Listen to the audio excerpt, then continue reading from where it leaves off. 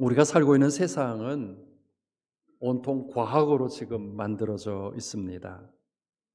이 과학의 참 좋은 것 중에 하나는 우리가 편하다고 하는 거예요. 그리고 과학은 확실합니다. 분명합니다. 이런 안락함을 가지고 있는 과학이 과학으로 끝나지 않고 의학까지 연결을 합니다.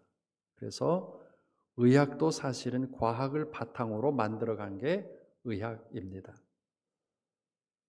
조금 그래도 안타까운 것 중에 하나는 우리나라가 이게 코로나 바이러스 때 번듯한 백신조차 만든다고 하다가 만들지 못해서 여기까지 왔는데 이유가 다 있습니다.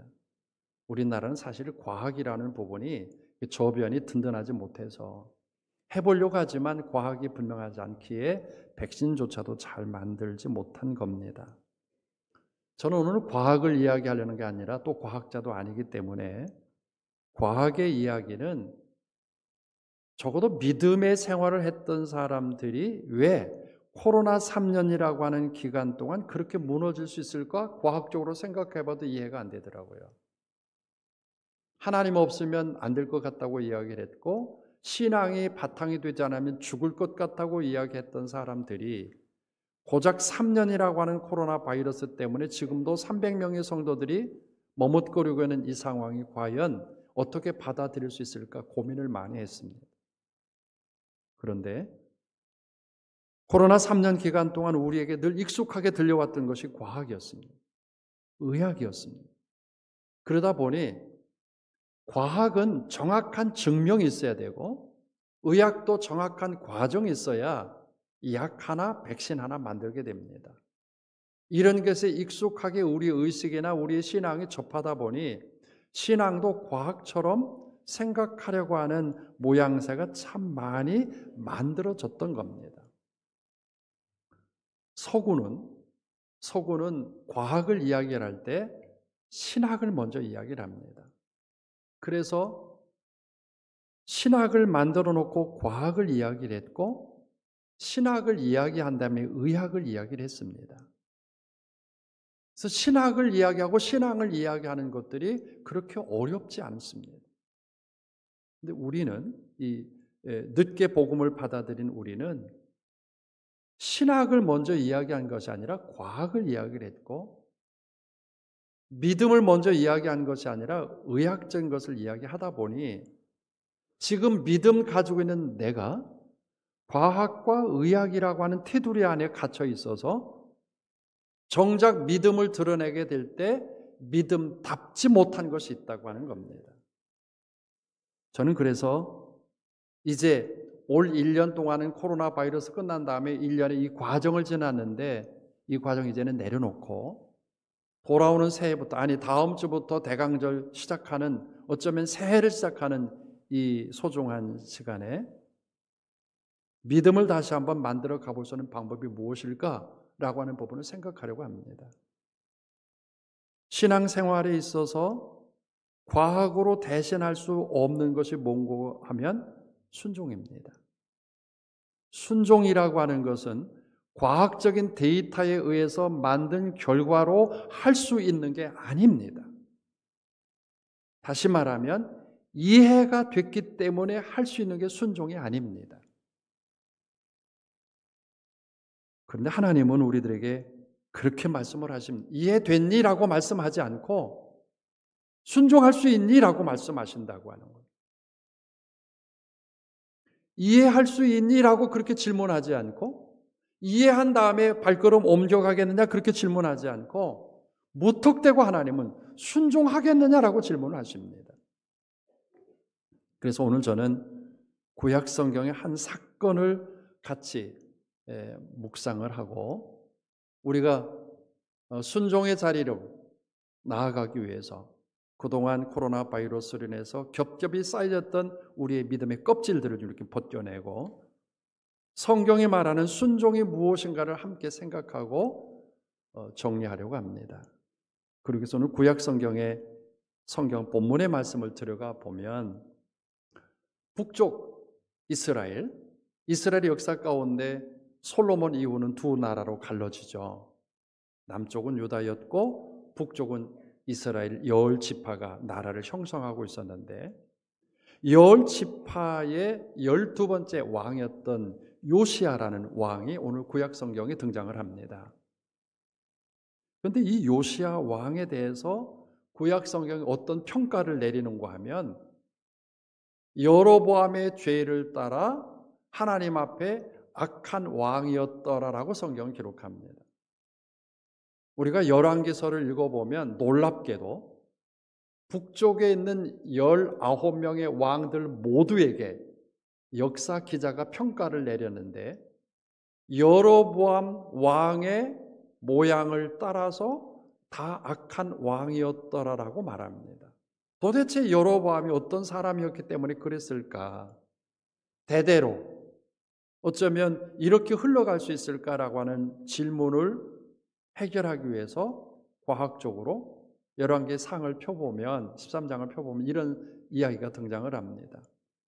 북쪽 이스라엘의 첫 번째 왕이었던 여로보암이 남쪽 유다 쪽의 사람들 또 그 예배당 또 그 제사장 그 절기를 비슷하게 만들어가기 시작을 했습니다. 여러분 진짜하고 비슷한 것은 전혀 다릅니다. 가짜하고 진짜하고는 정확하게 다릅니다. 가짜가 진짜 될 수 없고요. 비슷한 게 진짜가 되지 못합니다. 여로보암이라고 하는 북쪽 이스라엘 첫 번째 왕은 세겜이라는 신도시를 조성을 하고 비슷하게 성전도 짓고 비슷하게 제물도 만들고 여러분 비슷하게 제물을 만들었는데 하나님 앞에 놓여 있어야 할 번제단이 아니라 금송아지를 만들어 놓았어요. 비슷하게. 또한 정식 코스를 받아서 레위 지파가 하나님 앞에 예배 드리는 집전하는 제사장으로 세워야 되는데 비슷한 떠돌이 사람들을 데려다가 제사장으로 세웁니다. 그리고 하나님께서 이스라엘 백성들에게 절기를 지키라고 하는 77절, 수장절 그런 절기를 적당한 날로 자기 마음으로 절기를 만들어서 북쪽에 있는 이스라엘 백성들에게 이렇게 예배를 드려라 라고 이야기를 합니다. 이게 얼마나 문제가 많습니다. 그런데 이렇게 모양을 만들어서 하나님 앞에 예배 드린다라고 생각해도 그게 죄인지 알지 못하는 여로보암 왕, 그것 때문에 누누이 12번째 요시야 왕에게, 요아스 왕에게 전달이 되게 되었습니다. 그런데 이런 모양을 알고 계셨던 하나님 그냥 지나가실까? 아닙니다. 잘못된 것 보시고 하나님은 이스라엘 백성들을 지적하기 위해서 선지자를 세우는데 그 선지자가 엘리야, 엘리사라는 선지자입니다. 이 선지자는 궁중 예언가로서 왕들을 찾아가서 왕 면박에 회개하시오, 하나님 앞에 돌아오시오 라고 하는 말을 기꺼이 할 수 있었던 예언자들이었습니다. 근데 12번째 왕이었던 이 요시야를 늘 말씀으로 가르쳤던 엘리사 선지자가 오늘 성경 열왕기 하서 13장 14절 말씀에 보니까 위기를 만나게 됩니다. 그 위기가 병이 들었다는 거예요. 근데 병이 드는데 성경은 가르쳐 주기를 죽을 병이 들었더라라는 거예요. 죽을 병이 들었던 엘리사가 요시야 왕을 초청합니다. 오십시오. 그래서 병 들어있는 침상에 요시야가 왔을 때, 요아스가 왔을 때 엘리사가 뭐라고 이야기하는 왕이여 활과 화살을 가지고 오십시오. 그래서 가지고 왔어요. 또 두 번째 요청합니다. 동쪽 창문을 여십시오. 그리고 화살을 쏘십시오. 이 두 번째 요청에도 요아스라고 하는 그런 왕이 순종을 합니다. 동쪽 창은 그 당시에 북쪽 이스라엘의 아람이라고 하는 나라를 향하는 길목이었습니다. 그래서 아람이라고 하는 이 나라는 너무 힘든 나라였습니다. 이스라엘 백성들이 추수할 때쯤 되면 공격해서 추수한 추수를 빼앗아 가기도 하고 입을 옷을 벗겨가기도 하고 때때로 그들이 평화를 누리려고 하면 평화를 빼앗아가는 족속이 아람 족속이었어요. 그래서 엘리사가 이야기하기를 동쪽에 있는 그 아람 나라를 향해서 활을 쏘십시오 라고 이야기했을 때 요아스 왕이 화를 쏘았습니다. 그러자 세 번째 엘리사가 요아스 왕에게 이야기를 합니다. 다시 화살을 집으십시오. 그리고 그 집은 화살 가지고 땅을 치십시오. 땅을 치라. 그래서 요아스 왕이 화살을 잡고 땅을 치기 시작을 합니다. 엘리사는 몇 번이라고 이야기를 하진 않았지만 이 요아스를 향해서 땅을 치라고 이야기를 할 때 요아스가 성경을 보니까 3번 땅을 쳤다고 그럽니다. 3번 땅을 친 것에 대해서 엘리사가 이야기하기를 노했다. 성경 말씀에 보니까 화를 냈다는 거예요. 아니 우리나라 스타일로 상 3번 쳤거든요. 그러면 된 거 아니에요? 상 3번 쳤으면?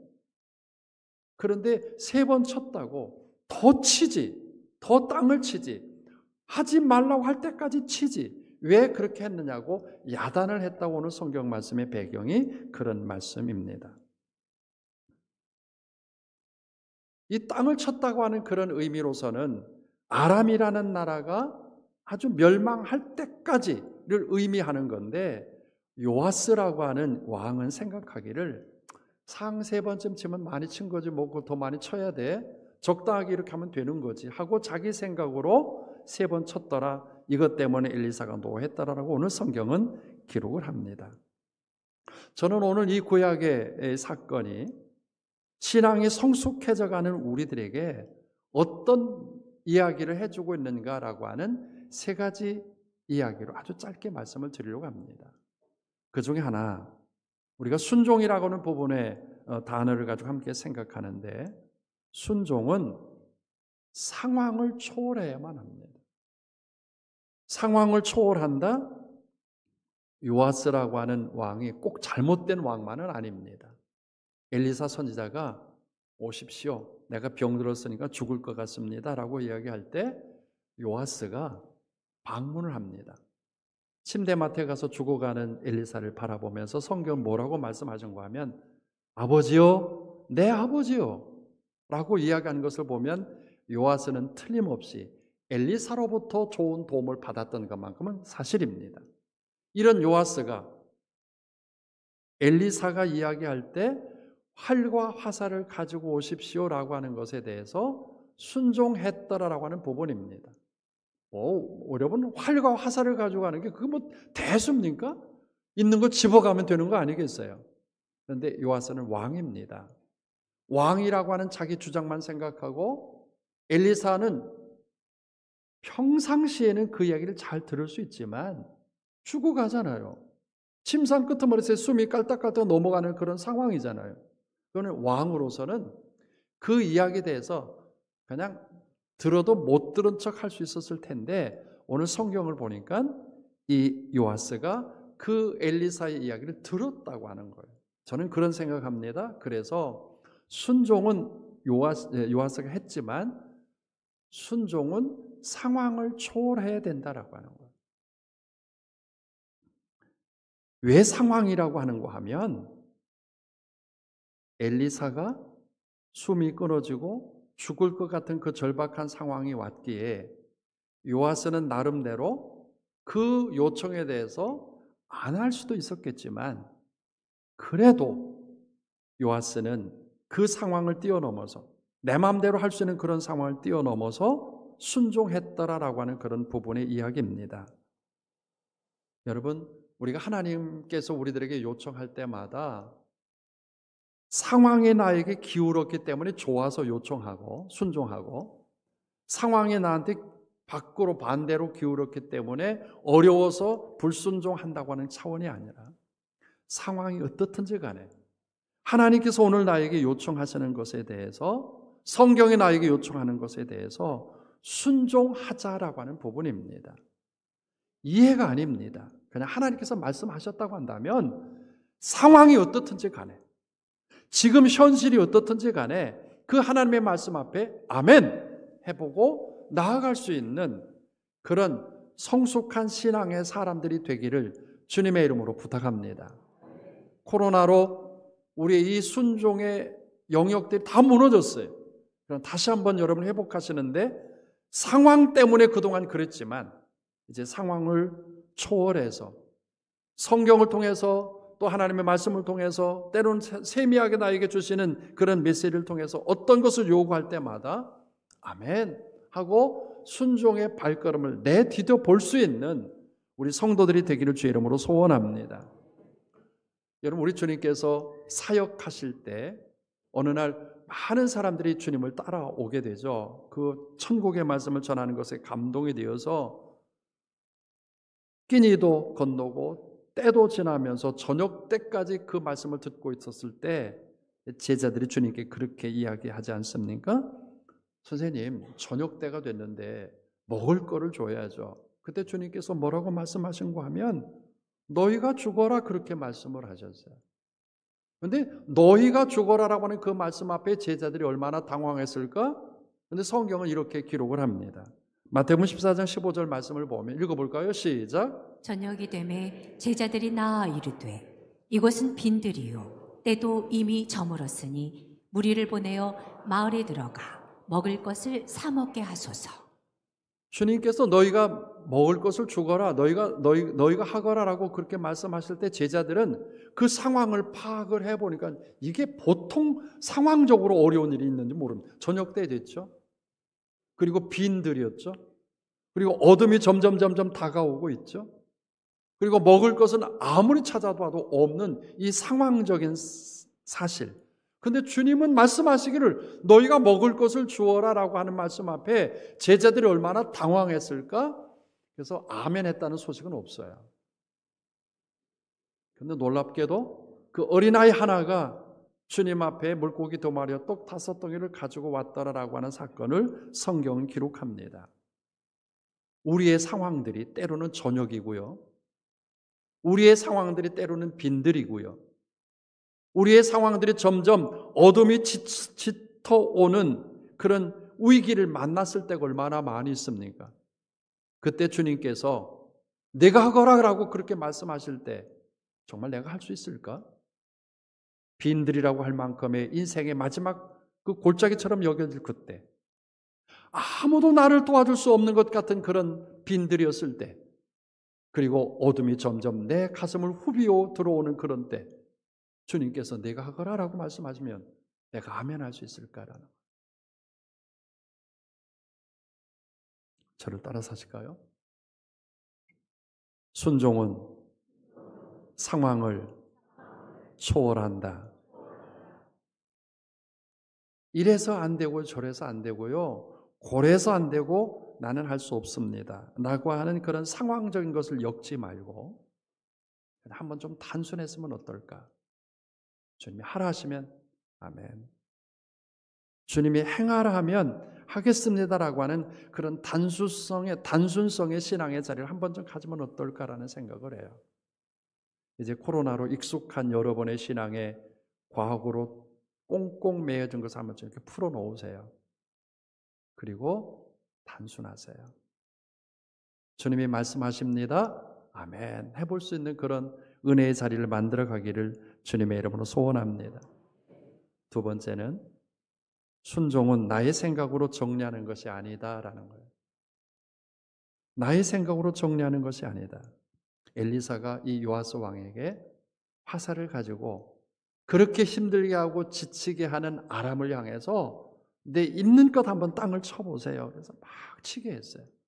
근데 요아스는 생각하기를 상 3번만 치면 될 거야 라는 단순한 자기 생각으로 3번 쳤다고 하는 거예요. 안 친 것보다는 3번 친 게 낫잖아요.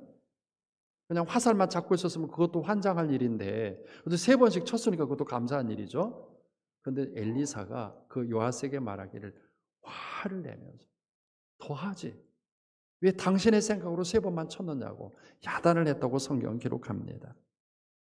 여러분 그런 걸 보면 저를 따라서 이것도 합시다. 순종은 나의 생각의 영역에 있는 것은 아니다. 여러분 순종은 내 생각에 있는 게 아니라 하나님의 생각에 있는 게 순종의 요청입니다. 그래서 어떤 사람들은 내 생각에 하면서 나를 주장할 때가 참 많이 있어요. 그건 내 생각이지 하나님의 생각은 아니거든요. 내 주장을 이야기하는 사람도 있어요. 그건 내 주장이지 하나님의 주장이 아니거든요. 내 주장을 순종이나 믿음이라고 착각하는 사람도 있어요. 아닙니다. 오늘 하나님께서 성경을 통해서 때로는 말씀을 통해서 나에게 유혹할 때 내가 평가해서 결정 내리는 것이 아니라 그 하나님 말씀 앞에 아무것도 하지 말고, 아무것도 생각하지 말고, 아무것도 따지지 말고 그냥 단순하게 아멘 하고 그 길을 한 번쯤 저벅저벅 걸어가 볼 수 있는 우리 성도들 되기를 주님의 이름으로 부탁합니다. 세 번째 이야기하는 거예요. 저를 따라서 하면 순종은 이해를 초월한다. 저는 이 본문의 말씀은 아니지만 순종의 대가였던 두 사람만 소개하고 말씀을 마칠까 합니다. 그 중에 한 사람이 아브라함이죠. 창세기 22장에 보면 하나님께서 아브라함을 시험하시려고 하면서 아브라함에게 말씀하신 거예요. 하나님 너무하셔. 시험도 어느 정도 패스할 만한 시험을 하셔야지. 그래, 자식 죽이라고 하는 시험이 세상에 어디 있어요. 아브라함아, 내 아들을 모리아산에 번제로 드리거라 라고 하는 말씀 앞에 아브라함은 어떤 반응을 보이는지 우리는 잘 알잖아요. 성경을 읽어보면 창세기 22장 2절 말씀을 읽어보죠. 시작. 여호와께서 이르시되 내 아들 내 사랑하는 독자 이삭을 데리고 모리아 땅으로 가서 내가 네게 일러준 한 산 거기서 그를 번제로 드리라. 여러분, 하나님 앞에 아들을 번제로 드린다고 하는 것은 잡아가지고 죽여서 화덕에 얹혀가지고 불로 태우는 게 번제거든요. 하나님이 아브라함이 이렇게 요청했을 때 이거 너무 혹독한 시험 안에 너무 가당치도 않고 그리고 너무 불가능한 그런 어떤 순종을 요청하시는 하나님의 요구 같아요. 그런데 성경 그 다음에 이렇게 정리합니다. 창세기 22장 3절 말씀을 읽어보죠. 시작. 아브라함이 아침에 일찍이 일어나 나귀의 안장을 지우고 두 종과 그의 아들 이삭을 데리고 번제에 있을 나무를 쪼개어 가지고 떠나 하나님이 자기에게 일러주신 곳으로 가더니. 아브라함이기 때문에 이렇게 했다고 하는 것을 우리가 그냥 읽어갔어요. 근데 내가 아브라함이라고 한다면 내 자식을 번제물로 드리거라라고 하는 말씀 앞에 할렐루야 아멘 하고서 그 다음날 일찍 일어날 가능성이 여러분에게 조금 있습니까? 나는 못할 것 같아요. 그런데 성경을 보니까 다음날 아침에 일찍 일어나 아브라함은 더 일찍 일어나서 장작을 팼겠고 그래서 종들에게 등짐져 가지고 아들을 앞세워서 걸어가는 이 아브라함의 모양을 보면서 아브라함이 그 밤새도록 이해했을까라는 거예요. 하나님의 말씀을 그는 이해라는 잣대 가지고 이해했을까? 아닐 것 같아요. 그냥 하나님이 이렇게 말씀하시니 저 이해하지 않겠습니다. 그 말씀에 동의합니다. 아멘. 내 자식 주님 주셨으니 주님 맡깁니다. 하고 일어나서 그 아들과 함께 갔던. 이해했다고 한다면 못 일어났을 거고 일어나지도 않았을 거고 떠나지도 않았을 것이다. 그런데 이해하지 않고 하나님의 말씀에 절대적인 순종을 했던 이 아브라함을 봅니다. 또 한 사람, 이제 다음 주에 대강절이 시작이 되어지는데 또 한 사람은 요셉입니다. 요셉은 마리아와 약혼했습니다. 이제 1년의 기간이 지나면 결혼할 생각을 하고 요셉은 하루하루를 손꼽아 가면서 얼마나 그 결혼을 준비했을까? 근데 어느 날 소식이 들리기를 그 마리아가 임신했다는 겁니다. 이 부분은 요셉은 어떻게 받아들일까? 이해하려고 노력을 했습니다. 그런데 성령님께서 요셉에게 말씀을 합니다. 요셉아, 성령으로 된 것이니라. 성령으로 된 것이니라 라고 하는 말씀 앞에 요셉은 기꺼이 순종합니다. 여러분 순종할 수 있겠어요? 전 못해요. 약혼해서 결혼하려고 하는데 결혼 대상자가 난데없이 임신했다고 그러면 여러분 순종할 수 있겠어요? 그게 순종이 가능해요? 이해가 되어져요? 받아들일 수 있어요? 그런데 요셉은 그것조차도 성령님께서 하셨다고 하는 것 때문에 받아들였고 순종했다라고 성경은 기록합니다. 그런 걸 보면 순종은 이해가 아닙니다. 하나님께서 오늘 우리에게 요청하시는 것에 대해서 내 이해를 초월하고 내 생각을 초월하고 내 방법을 초월해 나가는 것이 순종이라고 하는 것. 우리 주님 아버지 되신 하나님께서 십자가 지라고 말씀하셨을 때 주님은 어떻게 하셨습니까? 마태복음 26장에 보면 주님은 그렇게 말씀하셨죠. 내 원대로 마옵시고 아버지 원대로 되기를 원하나이다. 이해가 아니라 아버지가 원하시면 그 아버지 방법대로 하겠습니다 라고 하는 것이 바로 우리 주님이 가지고 있던 순종의 마지막 아름다운 흔적입니다. 사랑하는 성도 여러분, 저는 여러분에게 순종을 강요하고 싶지는 않습니다. 그러나 하나님께서 오늘 우리에게 요청하는 것에 대해서